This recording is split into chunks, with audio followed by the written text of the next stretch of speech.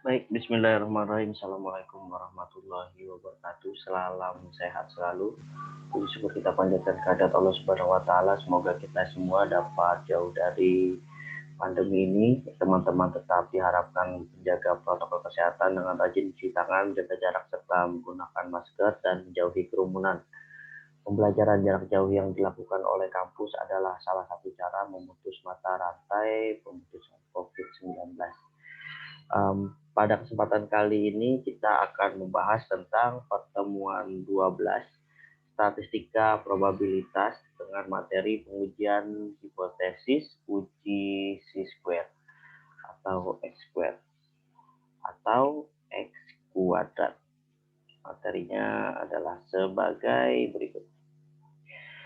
Pertemuan 12 pengujian hipotesis uji C-square Universitas Bina Sarana Informatika. Definisinya adalah pengujian C-square merupakan pengujian hipotesis tentang perbandingan atau frekuensi observasi dengan frekuensi harapan. Masih seperti pengujian sebelumnya, jadi ada pengujian berdasarkan fakta atau data sebaliknya, data awal dan lingkarannya ada hubungan atau tidak, benar atau tidak atau benar atau sebaliknya, tergantung dari sudut pandang yang mau diobservasikan. Uji ini untuk tingkatan pengukuran nominal atau tingkat yang lebih tinggi yang dapat digunakan pada satu atau beberapa sampel. Jadi kalau yang sebelumnya satu atau dua arah, saat ini beberapa model gitu.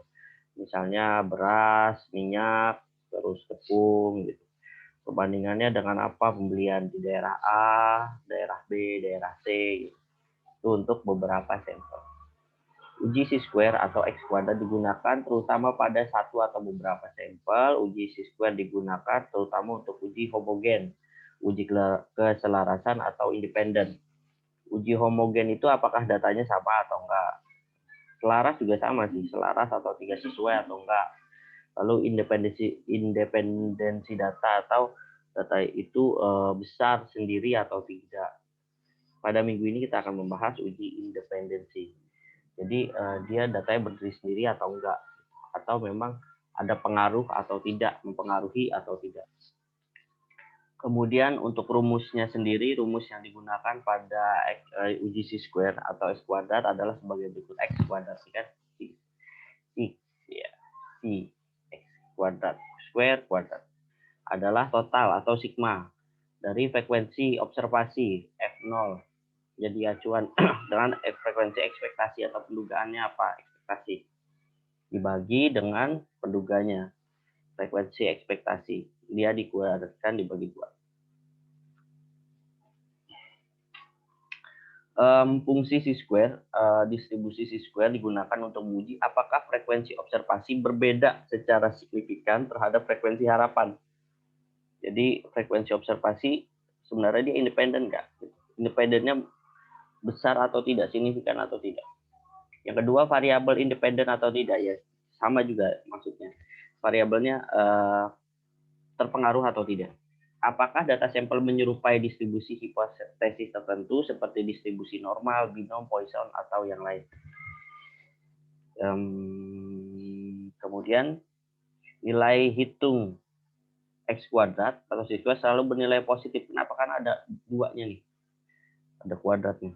Dari penjumlahan kuadrat. Nah, dari penjumlahan kuadrat variabel normal standar Z atau misalnya kita pakai distribusi tabel Z atau kurva C atau kurva C square X kuadrat 0Z atau 0 square berada di kuadran pertama dimulai dari titik 0. Kuadran pertama titik 0 atas berarti kan atas dan positif lah ya, positif. Distribusi C-square bukan suatu kurva probabilitas tunggal tetapi suatu keluarga bermacam-macam distribusi C-square. Jadi maksudnya kurva probabilitasnya itu yang dimaksud bukan tunggal. Jadi dia beberapa, bisa jadi ada beberapa, cuman membentuknya adalah positif gitu. Berarti kanan, skew kanan, areanya kanan. Bentuk kurva distribusi C-square bergantung pada tingkat derajat bebas atau DB atau degree of freedom, derajat bebas. Jadi memang standarnya itu kan kita lonceng ya untuk menentukan area. Tapi bisa jadi dia bebas. Bentuk tetap seperti ombak, tetap lonceng, cuman bisa jadi loncengnya agak turun gitu. Namun areanya positif. Jika derajat bebas sangat besar, maka distribusi C-square-nya akan mendekati distribusi normal. Jadi misalnya areanya benar-benar menyeluruh gitu, dia akan berbentuk lonceng. Kalau normal banget. Kalau nggak normal, ya nggak apa-apa gitu. Landai atau tinggi atau meruncing ya kan tetap. Nice ini. Ya ini seperti tetap hampir normal. Ini juga bisa disebut. Ini juga bisa. Nanti pemisahnya mungkin dia akan bernilai positif. Lalu kalau yang seperti ini gimana nih? Bebas, freedomnya bebas banget. Nah, nanti kita tinggal cari tahu kebebasannya ada di mana. Dia berarti bernilai rendah, dia tidak bernilai tinggi. Kalau bernilai tinggi, areanya kemungkinannya besar. Kemungkinan dia pakai ekspektasi kembali. Uji kebebasan ada uji independensi. Uji kebebasan digunakan jika hasil pengumpulan data yang telah disusun dalam tabel terdapat lebih dari satu baris. Nilai minimal baris dan kolom sebesar 2. Nah, jadi dia yang dimaksud tidak tunggal harus ada pembanding XY-nya. Ini bebas ya, derajat bebasnya ada kolom, ada baris, ada X, ada Y gitu kan maksudnya. Derajat bebas adalah K, kolom K, kolom B, baris. B baris. Kolom kurang 1, B kurang 1 keterangan derajat bebas, kolom K sama dengan 5, kolom B jumlah baris. Uji ini digunakan untuk mengetahui apakah Anda interpendensi, lawannya independensi, ternyata dipengaruhi atau tidak dipengaruhi antara variabel kuantitatif. Kenapa kuantitatif? Karena isinya angka. Yang satu dengan yang lainnya berdasarkan observasi yang ada. Bisa kualitatif ya bisa-bisa aja, misalnya apa, usia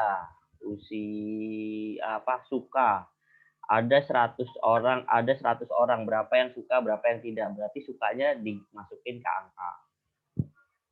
Apa dari kualitatif dijadikan kuantitatif. In case seorang manajer perusahaan asuransi melakukan penelitian yang bertujuan mengetahui apakah ada hubungan antara jenis asuransi sebagai pilihan dengan usia konsumen. Diperoleh data-data sebagai berikut. Nah, datanya kayak gini nih. Ordo data ya. Kenapa kan ordo? Karena ini total. Ini total. Terus apa dia T3 kan 3 kali. Dia lihat jenis asuransi usia. Jiwa totalnya 88. Isinya anak muda 15, yang rada-rada matang 55, 18. Ya kalau kayak gini kita bisa asumsi, oh ternyata usia 31 sampai 40 itu ini gambar kasar aja ya. Kita ambil asumsi prediksi bahasa kan. Ternyata usia 31 sampai 40 mungkin lebih banyak orang yang bekerja di lapangan. Jadi lebih banyak orang yang suka ambil asuransi jiwa. Kedua, kesehatan 11, 18, 50. Total 79 kesehatan. Ternyata usia 41 sampai 50 orang udah banyak sakit ya. Udah mulai sakit ternyata orang-orang. Asumsinya kayak gitu. Lalu pendidikan. Pendidikan total 86, 51, 17, 18. Lebih tinggi. Kenapa? Karena di sini usia-usia menikah. Gitu. Mereka trennya adalah mempersiapkan pendidikan anak. Nah, kayak gitu kan. Berarti sebenarnya dari data ini sudah kelihatan gitu. Oh, kayaknya nih ada hubungannya nih usia nih. Karena cenderungan gitu. Ini ternyata usia segini cenderung pendidikan, terus usia segini cenderung jiwa, usia segini cenderung kesehatan. Tapi tugasnya kita sebagai pelaku probabilitas, kita harus menghitung apakah benar ada hubungan atau tidak. Gitu. Jadi di sini total 88, 79, 86, 77, 90, 86. Asumsinya dengan apa? Dengan taraf nyata atau nilai alfa. Alfanya berapa? 5%. Lumayan bagus nih. Ujilah hipotesis tersebut. Diuji hipotesisnya. Satu hipotesis H0. Asumsi yang mau digunakan adalah H0. Nggak ada hubungan antara jenis asuransi sebagai pilihan dengan usia konsumen. Menurut H0. Menurut H1 ada hubungan antara jenis asuransi sebagai pilihan dengan usia konsumen. Nah, hipotesisnya kita sudah dapat. Berarti ada dua hal ini. Ada hubungan atau tidak ada hubungan. Ingkarannya ada hubungan atau sebaliknya. Mana yang mau jadi acuan? Tingkatan signifikan dan derajat bebas adalah alfa 5% atau 1/100 kali 5. Berarti berapa? 0,5. Lalu derajat bebasnya kolom min 1 dikali baris min 1. Terus derajat bebas berarti 3 dikurang 1. Kenapa? Karena barisnya tadi 3 kan. Usia, kesehatan, sama jiwa. Nah, kan 3. Kategori usianya juga 3 kan. 21 30, terus 31 40, 41 50 kan. 3. Jadi 3 kurang 1, 3 kurang 1. Berarti 2 dikali 2 sama dengan 4. Nah, sudah kita dapat nih tingkat signifikan. Lalu di nilai kritisnya kita lihat si X square table kan, alfa kali derajat bebas. X square table-nya berarti 0,05 dengan derajat bebasnya 4. Berarti di sini 9,448. Ya, cari aja 9,448. Derajat bebasnya mana? 9,448. Nah, ini 0,54948. Itu sudah dapat. Berarti kita sudah dapat nilai kritisnya, nilai bawahnya, nilai terpotongnya sudah dapat. Nah, kemudian kita tentukan kriterianya. H0 diterima jika X kuadrat kurang dari X kuadrat treble gitu. Benar nih kalau jika ini kurang dari ini. Atau lawannya diterima jika ini lebih besar dari tabel. Mana yang kita mau terima? Dia kurang atau lebih? Kalau kurang nggak ada hubungannya, kalau lebih ada hubungannya. Lalu nilai statistika hitung. Ekspektasi. Nah, ekspektasinya adalah jumlah menurut baris dikali jumlah menurut kolom dibagi jumlah seluruh baris dan kolom. Jumlah seluruh baris tadi 253. Total itu semuanya. Di total semuanya baris dan kolom totalnya ada 253. Terus jumlah menurut baris, jumlah menurut kolom berapa ini? 1 dikali 1. Baris pertama, kolom pertama. Baris kedua, kolom kedua. Baris pertama, kolom ketiga. Terus baris kedua, kolom ke-1. Baris kedua, kolom kedua. Masukkan angkanya sesuai total-total. Baris ketiga, kolom ke-1, 3 kedua, 3 ketiga. Nah, ini 3.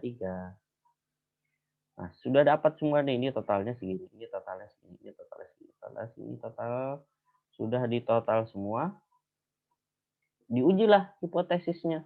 Berdasarkan apa? Jumlah si kuadrat sama dengan pendugaan awal dengan ekspektasinya dikuadratkan dikali ekspektasi. Tadi kita masukkan datanya, silahkan kalian urut. F0 nih, tabelnya diurut. Bukan diurut jumlah, diurut berdasarkan 11, 12, 13, 21, 12. Nah, diurut kayak gitu. Diurut sama kayak yang sebelumnya. Diurut sama ini nih. Sama 1, 12, 13, 14 diurut. Nah, totalnya kan sudah dapat nih. Sudah diurut. Sudahnya diurut. F0 dikurang FE. Ini dikurang ini. Nah, ini hasilnya ada yang minus. Yang minus. Lalu kemudian disum lagi F0 FE dikuadratkan. Sudah dapat ini, dikuadratkan aja, kuadrat hasilnya. Dia langsung yang minus jadi plus. Nah, makanya dia selalu kanan. Lalu dibagi ekspektasinya. Dibagi totalnya segini. Jadi berdasarkan pengujian hipotesis totalnya 92,427. Tabelnya seperti apa ya? Kita tempelkan tadi tabel ke 0. 9,488. Tadi pasalnya harus apa? Kalau ada hubungannya lebih besar. Ekspektasinya ternyata dia lebih besar, berarti dia harus diterima. Kesimpulannya ada hubungannya. Tadi berdasarkan kita ngomong asumsi pemikiran kita aja ada hubungan. Ternyata setelah dibuktikan betul ada hubungannya. Jadi pengujian hipotesisnya diterima. Mungkin itu yang dapat saya sampaikan terkait dengan pengujian hipotesis yang menggunakan tabel chi-square atau x kuadrat. Demikian, wassalamualaikum warahmatullahi wabarakatuh.